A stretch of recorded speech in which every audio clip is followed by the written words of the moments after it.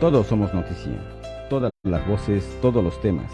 Noticias, entrevistas y comentarios con Raimundo León y Lidia Campos. Comenzamos.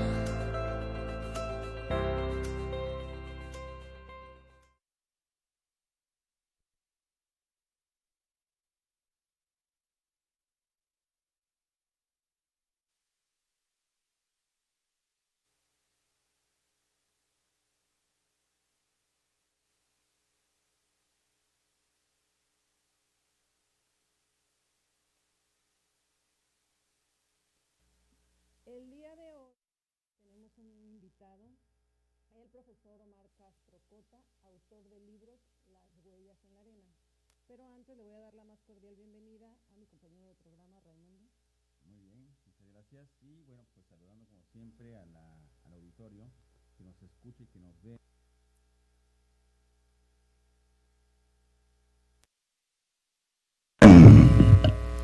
Sí, estamos escuchando acá desde la cabina de la radio las instrucciones, pero sí tenemos aquí al invitado especial con quien vamos a platicar acerca de esta importante obra. Bien, bienvenido. Muchas gracias, muy buenos días a ustedes y a todo el teleauditorio. Muchas gracias. Vamos a tener principalmente el tema sobre la presentación de su libro, Huellas en la arena. Aquí estamos mostrando la portada, que si mal no recordamos lo presentó este 9 de febrero en la Universidad Tecnológica y que creo que fue su cumpleaños, ¿no? También ese día. Así es, fue mi cumpleaños. Ah, muy bueno, felicidades. Gracias. Pues vamos iniciando con la primera pregunta. ¿Cómo nace la idea de la novela Huellas en la arena? Bueno, en el 2013, un servidor estaba trabajando en la Universidad Mundial. Después de haberme jubilado con 34 años de la SEP, recibí la invitación del doctor Ignacio Gallardo Vallacey, que en ese entonces era rector de la Universidad Mundial, para trabajar. Y bueno, me quedé 7 años en la Universidad Mundial dando clases. Y esta institución de educación superior, cada año, de hecho casi los 24 años desde su fundación, ha venido realizando los simposios internacionales, porque está hermanada con una universidad de Italia, de Teramo, con algunas universidades de Sudamérica, particularmente de Chile, de Centroamérica, especialmente con la UACA, la Universidad Autónoma de Centroamérica, y algunas universidades del interior del país. En el 2013 tocó en suerte que el simposio se llevara a cabo en Santiago de Chile y tuvimos la oportunidad de estar por ese hermano país, en donde hay una relación muy entrañable, luego vamos a comentar por qué, con el pueblo chileno. Y después de haber concluido con el evento académico, tuvimos la oportunidad de viajar, ahora sí que como rezan los letreros de las carreteras de las pampas chilenas, a la ruta del fin del mundo.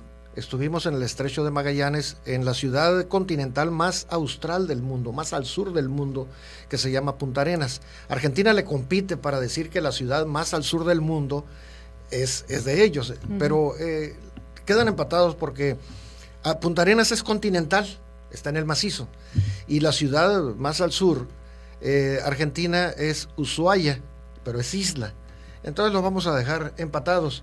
Y el hecho de haber conocido esos paisajes, esas tierras, la historia donde hubo etnias, pueblos primigenios, con más de 6,000 años de antigüedad, de conocer los museos, de platicar con la gente, de vernos en ese espacio natural de las pampas, de los glaciares, de los bosques, de la cordillera de los Andes, del clima tan feroz que se expresa por la naturaleza en esas latitudes, pues nos hizo hacer este libro, rescatando esos lugares, pero también una particularidad, el hecho de que toda esa parte sur de Argentina y de Chile, la región magallánica y antártica, como le llaman los chilenos, tiene una fuerte presencia de ascendencia croata, derivado de las migraciones de fines del siglo XIX y del siglo XX. Por eso es que los apellidos no son castellanos, no son españoles, como en México, que prolifera más por razones de la conquista. Allá hubo grandes migraciones y alrededor del 60% de la población de Punta Arenas y de los pueblos aledaños tienen ascendencia croata. Eso nos llamó la atención. Y bueno, son componentes que van apareciendo en la historia. Ya la leyó Raimundo. Sí, Muy bien. sí. Sí, y precisamente pues ahí, no les vamos a describir todo el libro, pero obviamente nos lleva las descripciones que nos da el profesor por los Andes, la Patagonia, los Balcanes, los Alpes también. Y obviamente son descripciones. ¿Todo esto lo viste tú, profe, o de alguna manera te lo contaron? ¿O cómo te vas hilando todas? Porque nos llevas evidentemente desde la Patagonia, pero nos llevas también a los Balcanes, y luego estamos en los Alpes suizos y hasta incluso Alemania, ¿no? Es una historia que compromete Europa, precisamente por las migraciones, compromete a Sudamérica, particularmente Chile, y a México. Tenía que incorporar a México en esta historia con el personaje principal, con Daniel, y deriva de los viajes que uno ha tenido el privilegio y vaya, hasta el recurso para hacerlos, ¿no? Y sí, la mayor parte de los lugares que se describen, yo he tenido la suerte, que ha derivado de mi trabajo también, de 49 años trabajando, con algunas responsabilidades que efectivamente me permitieron a mí tener acceso a hay que decirlo, ¿no? Ahora que estamos abrazados a la transparencia, yo tuve responsabilidades con buenos salarios que me permitieron realizar algunos viajes, y bueno, eso se refleja, dicen que los viajes ilustran, la lectura también, y buena parte de lo que ahí se describe, pues yo tuve esa suerte, ¿no? Esa suerte de observar, de escuchar, de platicar, de recorrer, de apreciar y disfrutar. Y bueno, eso te va sirviendo también para armarle y darle solidez a la historia, darle mayor verosimilitud a la historia, independientemente de que también en cualquier libro tiene que haber un proceso de investigación para algunos datos más precisos. Quiero decirles que en el 2013, cuando estuve en Santiago de Chile, se estaban cumpliendo 40 años del golpe de Estado perpetrado por Estados Unidos y la oligarquía chilena en contra del gobierno legítimamente electo a través del voto popular de Salvador Allende, del doctor Salvador Allende Gossens, una dictadura que duró 17 años en Chile, y que ahí aparece México, porque México, yo no veo la historia en blanco y negro, de manera maniquea, ¿no? Ha habido cosas muy buenas, sobre todo la política exterior de México, que se expresó desde la época de Cárdenas, cuando recibieron decenas de miles de republicanos españoles derrotados, cuando se impone la dictadura de Francisco Franco. Más recientemente el haber recibido a Evo Morales, el presidente depuesto de Bolivia, y por supuesto durante el golpe de Estado en Chile fueron perseguidos los obreros, los dirigentes campesinos, los dirigentes sindicales, los académicos, los políticos, y México abrió las puertas derivado de esta política exterior de asilo y refugio para quienes son perseguidos políticos en otros países. Bien, profesor, si podemos saber cuánto tiempo le llevó a escribir esta novela y cuál fue el objetivo. Bueno, generalmente cuando te vas apropiando de un cúmulo de experiencias y consideras tú que lo que has escuchado, lo que has visto, lo que vas aprendiendo de otras lecturas, pues te va motivando para compartir, porque cuando escribimos lo hacemos con el propósito de compartir, aun cuando reconozco que son más los escritores no publicados. Decía el premio Nobel 2010 peruano, es más, no voy a mencionar su nombre, él no sabe, pero tengo diferencias políticas profundas con él, un gran escritor, pero en lo político sí, no coincidimos ni un ápice. Decía que el hecho de ser publicado o reconocido pues es también producto de la casualidad y de la suerte. Y yo he sido una persona muy afortunada porque he estado en el lugar y en el momento adecuado para que surjan las ofertas de que instituciones de educación superior, instituciones culturales, pues me publiquen. Este libro en particular salió gracias al apoyo del 10º Ayuntamiento de Loreto y de su alcaldesa, la compañera Paola Cota Davis. Una vez que yo estuve presentando el libro anterior, Las Centinas del Alma, allí se estableció el compromiso de que si había un producto, que si había un trabajo ya elaborado, el ayuntamiento lo financiaba, y que no fue oneroso, fueron menos de 40,000 pesos, y para apoyo a la cultura, pues, para un gobierno, pues es nada. Y se presentó el 24 de octubre, en el marco del 325 aniversario de fundación de la capital histórica de las Californias. Sí, de hecho Estuvimos por ahí en, sí. en Loreto. Lo vimos en la presentación, de hecho. Excelente, gracias. Lo vimos. Profesor, la novela nos habla sobre la búsqueda del origen, de nuestros orígenes. Así es. ¿Por qué es importante conocer el origen de nuestras familias, nuestra genealogía? ¿Por qué es importante? Mira, no lo dije yo, lo dijeron dos profesionistas jóvenes que fueron presentadores del libro recientemente en la Universidad Tecnológica de La Paz. Ellos fueron presentadores del libro y le hicieron ver al público de que ellos habían pasado por esa circunstancia porque no habían tenido la oportunidad en sus años mozos de conocer su origen biológico, en este caso de sus padres.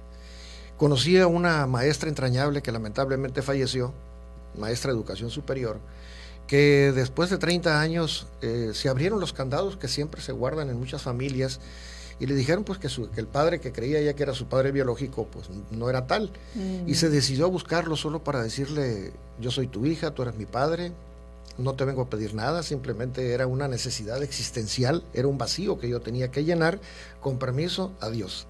Wow.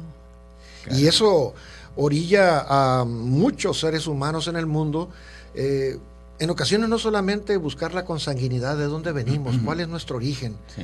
Es una necesidad existencial, repito, sino también hasta necesidades territoriales para buscar cuál fue el pueblo, el estado, el país de mis abuelos, de mis bisabuelos.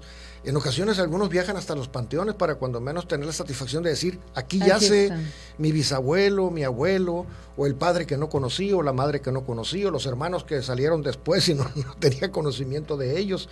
Es parte de la naturaleza y de la condición humana. Bien, profesor Omar, ¿cuántos libros ha publicado y cómo nace esta necesidad de escribir? Y si ha ido cambiando durante la etapa de cada libro. Son 13 libros, pero yo empecé a escribir por necesidad. Éramos maestros muy jóvenes en el Valle de Santo Domingo, en Ciudad Constitución, cuando nos planteamos que las cosas que estaban pasando dentro del Sindicato Nacional de Trabajadores de la Educación no eran las mejores para los trabajadores, y empezamos a elevar la demanda por democracia y más salario. Y a partir de ahí empezamos a elaborar un periódico en mimeógrafo, que ya decimos mimeógrafo y ya los niños y los jóvenes no saben qué es. Primero de rodillo y después eléctrico, para hacer un pequeño periódico que se llamó Magíster, que en latín es maestro. Luego migró a otro periódico más ambicioso que se llamó Voz Libre y que duró 25 años, estas dos ediciones, participando en la disidencia magisterial. Primero en el bloque de delegaciones y maestros democráticos de Baja California Sur y después en la histórica Corriente Democrática Sindical, la CDS-3, Así es.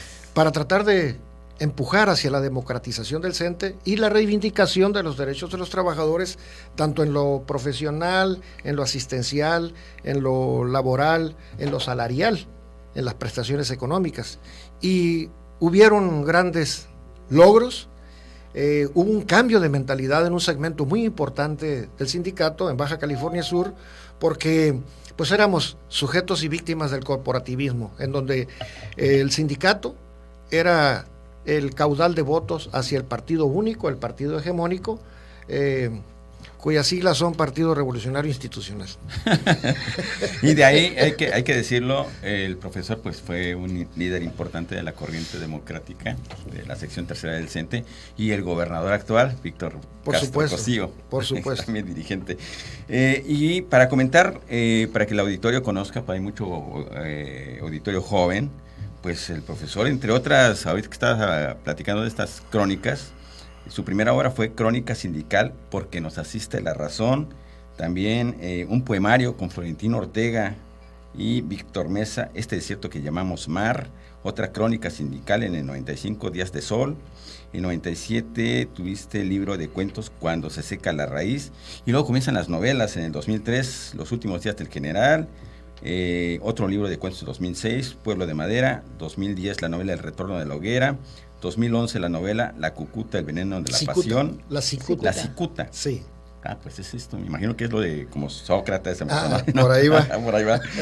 La novela El ángel caído rompe el silencio del 2014, en el 2017 la novela Doble fondo, 2020 la novela La Entrevista, de la que platicamos antes de entrar aquí a la cabina, la que nos acabas de comentar, la novela Las Sentinas del Alma de 2021, y esta obra, Las Huellas en la Arena, para que conozcan más de la obra. No es la única obra que tiene el profesor, como se darán cuenta, pues es una larga trayectoria como escritor. Mira, quedó una pregunta sin respuesta, me decía ella, ¿cómo es la evolución, si es que la hubo? Yo empecé a escribir artículos sindicales, después políticos sindicales y después políticos. Yo tuve el privilegio de estar colaborando en el Californiano, el Forjador, en el Peninsular, en el BCS, con el extinto don Fernando Amaya Guerrero, un extraordinario periodista, como dicen los rancheros, sin ofender a los presentes, pero fue un extraordinario compañero. Estuve colaborando con él en algunas revistas culturales, y en el 97, pues ahora sí que con el deseo de escribir otra cosa, escribí un cuento. Yo empecé escribiendo 3 páginas. Muy bien. Eran cuentos de 3 páginas. Ahí está la evolución.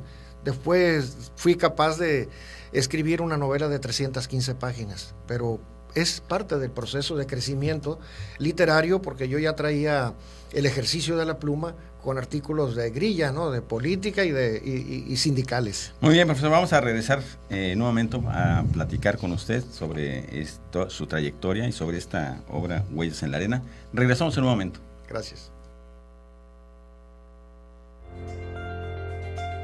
Todos somos noticia, todos tenemos una historia que contar. Participa.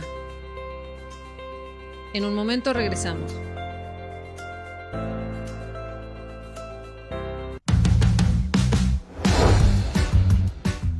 Sud California Hoy, el resumen de la información en Baja California Sur, todos los sábados de 1:30 a 2:30 de la tarde con Salma Castro, a través de la señal que nos une. Redes sociales, la radio de Sud California y Canal 8. Es bien chido encontrar nuevas formas de alimentar la curiosidad de tu hijo. Qué chido conocer sus intereses. Qué chido es echar la reta en familia. Qué chido es hablar con tus hijos y conocer todo eso que les da curiosidad. Lo que no está chido es que un menor de edad beba alcohol. Consejo de la Comunicación, voz de las empresas.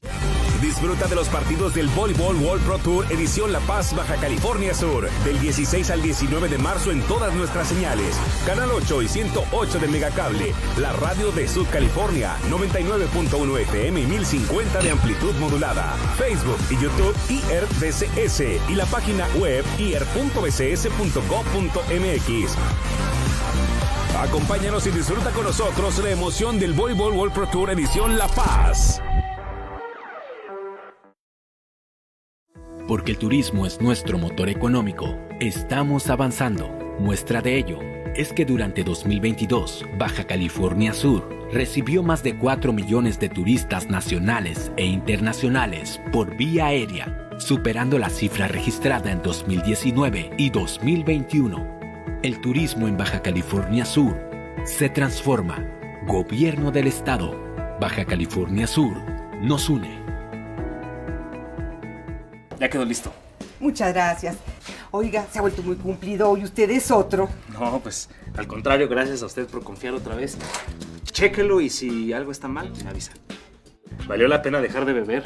Hoy sé que trabajo se escribe con doble A. Central Mexicana de Servicios Generales de Alcohólicos Anónimos AC. El trabajo del hogar no remunerado afecta desproporcionadamente a las mujeres. Es sentencia. Con decisiones como esta, la Corte construye una sociedad más justa e igualitaria, sin violencia ni discriminación. Nos queda mucho por hacer. El 8M nos recuerda que para avanzar es urgente seguir reduciendo las desigualdades de género. Por la protección de los derechos de todas las mujeres, niñas y adolescentes. Suprema Corte, visítanos en scjn.gov.mx/8M.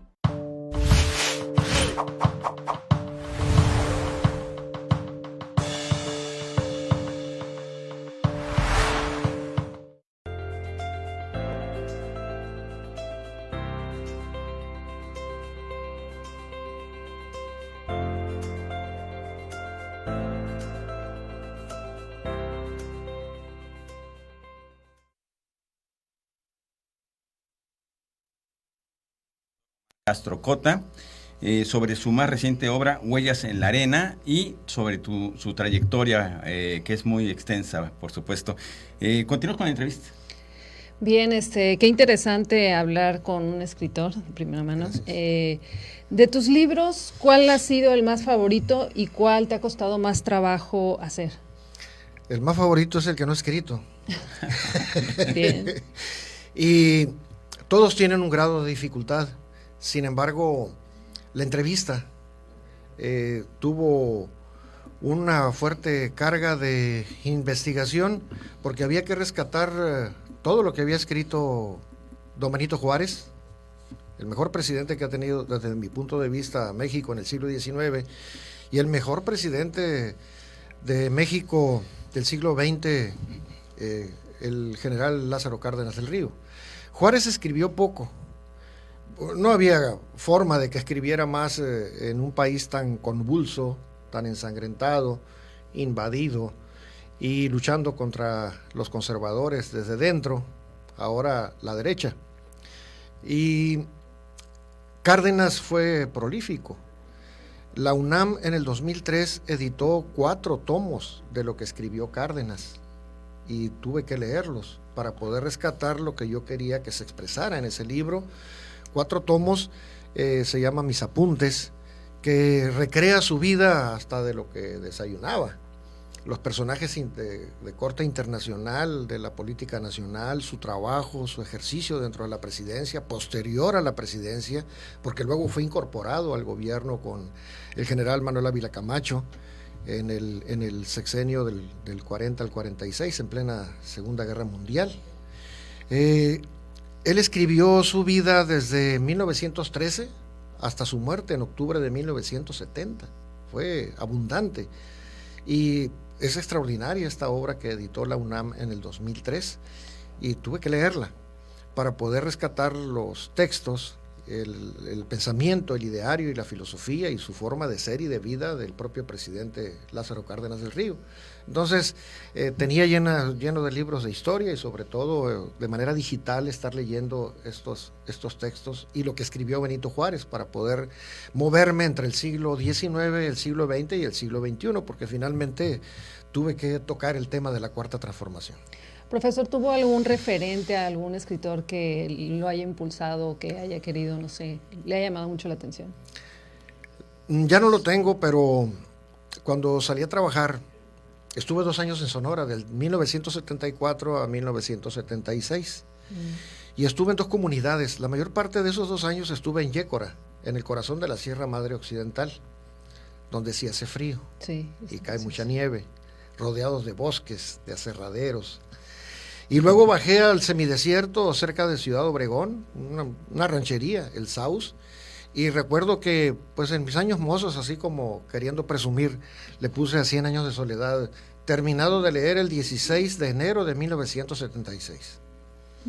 Entonces, mi primera obra o mi primer libro serio, formal, fue 100 años de soledad. Ah, muy bien. Casi nada, ¿no? Que le mereció el premio Nobel a Gabriel García Márquez. Y de allí, bueno, ya empezamos a leer otras obras, a los clásicos rusos, a Pushkin, a Tolstoy, a Gorky, a Gogol. Bueno, luego nos acercamos a la literatura italiana, española, portuguesa, y hablando de los portugueses, pues yo estoy enamorado de los libros de José Saramago, ¿no? Que también fue premio Nobel de Literatura del 98 y murió en el 2010. Y personajes del ámbito mexicano, pues yo creo que es una lectura obligada, aunque escribió muy poquito, Juan Rulfo, con Pedro Páramo. Pero acabo de leer aunque ya murió García Márquez, un homenaje que le hizo García Márquez extraordinario. Dice, si yo hubiese escrito Pedro Páramo, no vuelvo a escribir en mi vida. ¿Por qué? Porque Rulfo lo dijo todo. Y yo tuve el privilegio hace algunos años de conocer Comala, en Colima, el pueblo que le inspiró a Rulfo para escribir esta extraordinaria novela. Incluso en la plaza central del pueblito está Rulfo de tamaño natural, en bronce, cruzado de pierna, con la mano sobre el libro, y están 2 niños con las piernas cruzadas en el piso, de bronce también, embelesados, escuchando sus historias. Eso está en Comala, Colima. Entonces, yo les digo les decía a mis alumnos, porque ya no estoy en la mundial, que tenemos que leer mucho y de todo. Somos un país de no lectores.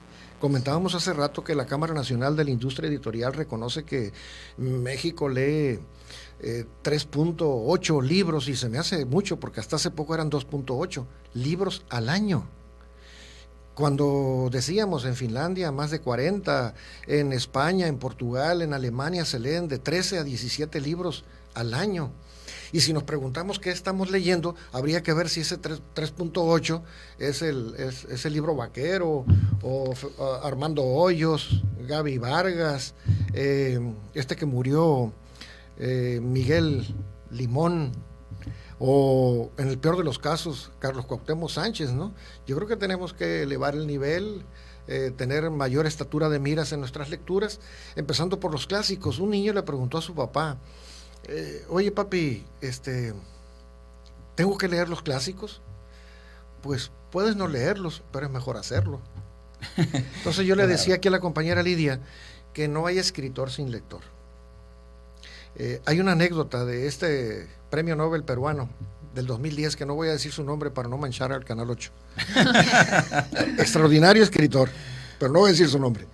Decía él que en una ocasión se le acercó una señorita y le dijo, oiga, don fulano, no voy a caer, ¿qué tengo que hacer yo para escribir, para aprender a escribir? Y la pregunta de él fue contundente. ¿Lees? Y titubeó la muchacha y le dijo, bueno, a quien le gusta leer mucho es a mi hermano, entonces dedícate a otra cosa, le dijo. Porque yo te decía ahorita, no hay escritor sin lector. Y como decía Octavio Paz, en nosotros se decantan todas las influencias, y no es para copiar géneros, para plagiar estilos, sino que una vez que amplías tu horizonte cultural a través de la lectura, tú vas encontrando tu propio estilo, tu propio color, tu propia forma de escribir, y es lo que te da la lectura. Entonces, no hay de otra, hay que leer para escribir. Así es. Profesor, ¿y qué piensas de los audiolibros? Ahora está para gente que a lo mejor ya no tiene vista cansada, o a lo mejor no le gusta leer de manera habitual, escuchar. ¿Te parece apropiado? ¿Te parece desventaja? ¿No es igual? ¿Cómo lo ves? Yo creo que es un extraordinario recurso para leer o acercarnos a las obras, que no es el caso de la lectura, sino a través de nuestra capacidad auditiva. Hay muchas personas que tienen debilidad visual o tienen ceguera total, o personas mayores que nosotros, los jóvenes, que ya tienen vista cansada o que no tienen acceso a estos artefactos, ¿no? que nos hacen ver de manera, ahora sí que 20/20, como dicen los oftalmólogos o los optometristas, pero son recursos importantísimos para personas que no tienen la posibilidad de leer en condiciones normales y se acercan a la literatura o a otras fuentes de carácter académico, de carácter científico o de recreación a través de estos recursos. Yo no los utilizo. Para mí es un ritual como antes que poníamos los discos en el tornamesa, de sacarlos del forro, colocarlos, limpiar la aguja, encender y escuchar la música. Perdón. Para mí el disfrute es ir a una librería, recorrer las góndolas, pulsar los libros, olerlos, irnos por la editorial, por el autor, leer la viñeta de contraportada, y es un extraordinario acompañante para estar en un banco, en la fila de la tortillería, en un viaje. Yo creo que es lo mejor. Tampoco leo digital, no leo digital. Yo no quiero perder la magia del libro físico. Sí, es increíble. Pero sí, los recursos estos de los audiolibros o de los artefactos que son solo para leer libros, no recuerdo cómo se llaman, que tienen una luz muy, muy bondadosa, muy generosa, y que incluso con el índice vas pasando la página como si tal fuera un libro físico. Pues tampoco no se me da. Yo quiero seguir con la tradición y con la costumbre del disfrute del libro en físico, para conservar esta costumbre, esta tradición. Muy bien, vamos a seguir platicando con el profesor Omar Castro Cota. Regresamos en un momento.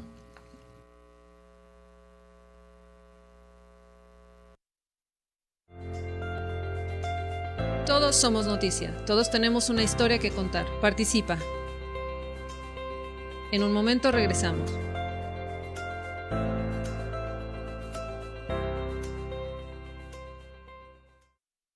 Este año ya no hay cambio de horario de verano. Gracias a la nueva ley de los usos horarios, aprobada en octubre de 2022, se eliminó el horario de verano en la República Mexicana. Recuerda, a partir de esta fecha continuaremos con el horario habitual, a excepción del estado de Baja California y los municipios de la zona fronteriza de Coahuila, Nuevo León, Tamaulipas y Chihuahua, que inician su horario estacional el 12 de marzo. Consulta más información en los medios oficiales de tu entidad. Secretaría de Energía. Gobierno de México. Resumen informativo con Ana Merlos. Escúchala por 99.1 FM y 1050 de amplitud modulada de lunes a viernes de 2 a 3 de la tarde. La radio de Sud California y las redes sociales, las señales que nos unen. Compa, aquí estamos en Film Summit, patrocinador oficial de Baja Series. Que por cierto, compa, traen a los Pericos de Puebla contra el Águila de Veracruz. Buena bola. Buena bola. 3 juegos, compa, de la Liga Mexicana de Béisbol aquí. Va a estar buena la serie, compa, del 31 de marzo al 2 de abril. Ándele, en el estadio Arturo Senal, allá por las 5 de mayo. Para que vayan consiguiendo sus boletos, Palomilla, en Ticket2 y en G3 Béisbol de Facebook, para que chequen, compa. Ándele, pues, acuérdense bien de la fecha, 31 de marzo, 1 y 2 de abril. Buena bola. Van a volar plumas, compa. Y pelos.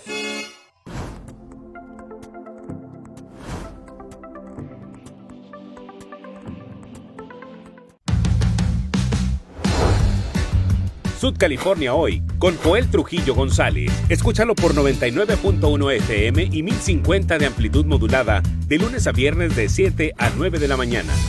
La radio de Sud California y las redes sociales, las señales que nos unen. Los gobiernos de la transformación trabajan por tu movilidad. Hoy se encuentra en proceso la modernización de la carretera a San Francisco de la Sierra, como parte del Plan Integral para el Bienestar de Mulegé, que impulsó el presidente de la República, licenciado Andrés Manuel López Obrador. Con una inversión de más de 50 millones de pesos. Y para beneficio de nuestras comunidades en la zona norte, rehabilitamos y adquirimos maquinaria para el mantenimiento de los caminos rurales por más de 9 millones de pesos. Con acciones como estas, trabajamos para garantizar tu seguridad y movilidad. Gobierno del Estado, Baja California Sur, nos une.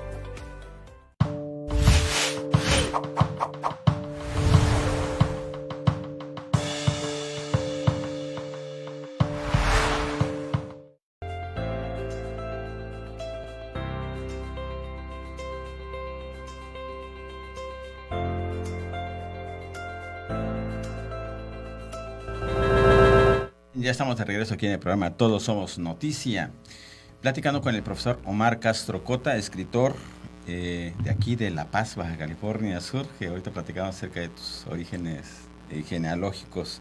Y vamos a continuar precisamente platicando acerca de tu obra. Seguimos con la entrevista, pero hablábamos ahorita, ¿qué es mejor para ti o para usted, perdón, ficción o realidad? ¿Cuál le parece más atractivo? Bueno, aunque reconozco yo que el padre de la ficción, Isaac Asimov, tiene extraordinarios libros, incluso se dice que él acuñó la palabra robot en sus primeros libros. Fue prolífico, escribió más de 100 libros de ciencia ficción. Y la virtud de la ciencia ficción es que tiene rigor científico para poder hacer creíble la historia, como aquellos cuentitos de los supersónicos, ahora ya con estos taxis que levitan, ¿no? Con el principio de los drones. ¿No? Las bandas en los aeropuertos, transportadoras de las personas, todo eso lo veíamos nosotros en los supersónicos, que era una historieta de hace 40 años. Los móviles. Y lo estamos viendo. Sin embargo, yo soy más realista, costumbrista. Finalmente, quienes escribimos en cualquier dimensión, los grandes escritores y nosotros los escritores de provincia, pues de qué otra cosa vamos a escribir si no es de la condición humana, de la naturaleza humana. Por eso, con todo respeto a quienes estudian psicología, algunos escritores señalan de que si quieres aprender psicología, lee novela, porque finalmente el escritor perfila psicológicamente a sus personajes. Entonces, también eso podemos aprender, porque fíjense que la lectura tiene implicaciones psicológicas, sociológicas, además de recreativas y cognitivas, es decir, de asumir el aprendizaje y la información, que son cosas diferentes. Nos permite la lectura correlacionar otros textos, correlacionar nuestras vivencias personales, la socialización que hemos hecho sobre los temas que están expresados en el libro que estamos leyendo, además de la recreación, y nos hace crecer como personas humanas, para establecer, una conversación, para desempeñarnos mejor, pero sobre todo que favorece la construcción de procesos mentales mucho más amplios y mucho más profundos. ¿Y para qué le sirve esto al ciudadano o a la persona? Pues tomar mejores decisiones. Y cuando tú tomas mejores decisiones, te conviertes en un agente coadyuvante del cambio de tu realidad inmediata. Entonces, como decía Saramago en la Universidad Complutense de Madrid en una conferencia, tenemos que procurar las universidades no solamente formar mejores comunicadores, mejores arquitectos, médicos, ingenieros, profesores. Las universidades están comprometidas a formar también buenos ciudadanos. Y yo les decía a mis alumnos de la universidad, tenemos que migrar de ser habitantes a ciudadanos. El habitante es el que, como decía mi abuela, come, etcétera, y duerme. Y el ciudadano es el que se reconoce en su propio contexto, en su realidad, acepta las obligaciones, lucha, defiende, reivindica sus derechos, y en ese momento da el salto cualitativo para tratar de modificar su realidad. Es cuando se vuelve lo que hoy se nombra como ciudadanía activa, que no seamos uno más. Como decía Teresa de Ávila, para los creyentes, Santa Teresa de Ávila, lee y conducirás, no leas y serás conducido. Ya en el siglo XX en México les llamaban de otra manera, ¿no? A los conducidos, les llamaban, creo, borregos. Profesor, escuchamos muchas veces a gente cercana a nosotros o nosotros mismos que decimos, híjole, yo quisiera escribir un libro.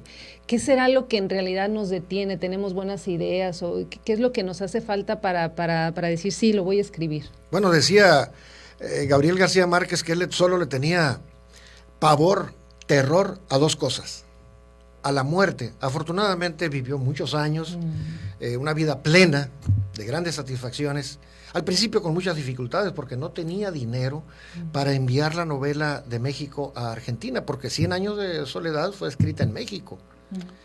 Y con tan mala suerte que, como no tenía dinero, dividió el texto en dos partes y se tardó más la publicación porque mandó la segunda parte primero, se equivocó. Y sus amigos le estuvieron sosteniendo, de veras, le estuvieron sosteniendo económicamente mientras él se encerró, junto con Mercedes, su esposa, a escribir, Meche, a escribir 100 años de soledad. Y decía él, yo le tengo miedo a dos cosas: a la muerte y a una hoja en blanco.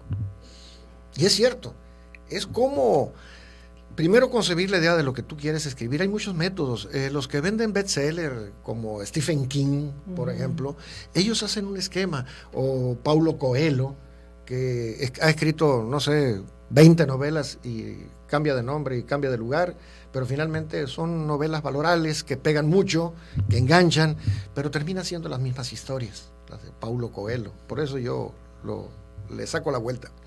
O Stephen King, que es policíaco, o Kastenbach, otro que vende libros como pan caliente, ¿no? Que son bestseller, de misterio, policíacos, y hacen un esquema en un pizarrón donde ponen los personajes, cómo se van relacionando y llegan a la conclusión y se desata el nudo gordiano de la historia. Y otros no, empezamos a escribir y no sabemos qué personajes van a resultar. No hay un método preciso, pero sí tenemos la idea de lo que queremos decir y es sumamente apasionante. ¿Qué se tiene que hacer? Agarrar una hoja, o bueno, ahora el ordenador, la computadora, y bueno, una vez que sale la primera frase, ya es como ir al gimnasio, o como alguien que está horas esperando que pique el pez. Así, en la escritura hay que picar piedra, hay que tener tesón, persistencia, perseverancia, disciplina, investigar sobre todo para darle verosimilitud a la historia, pero antes de todo eso tiene que haber un proceso de cultivo a través de la lectura. Yo vuelvo a decir, no hay escritor sin lector. Muy interesante, muchísimas gracias. Bien, pues agradecemos mucho la presencia de Omar Castro Cota, precisamente aquí en el espacio de Todos Somos Noticia. La verdad es que nos quedamos maravillados con la conversación. Picados. Quisiéramos picados, lo vamos a volver a invitar, obviamente, Gracias. porque quedan muchas cosas por decir acerca de esto de la escritura, ¿no? Por ejemplo, yo decía, bueno, ¿se podrá vivir de la escritura? Ya serán preguntas que nos podrá responder el profesor en una siguiente ocasión. Los esperamos el próximo viernes. Muchas gracias. Muchas gracias. Gracias, hasta la próxima.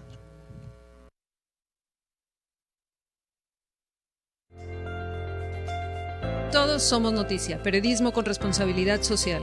Los esperamos en la próxima emisión.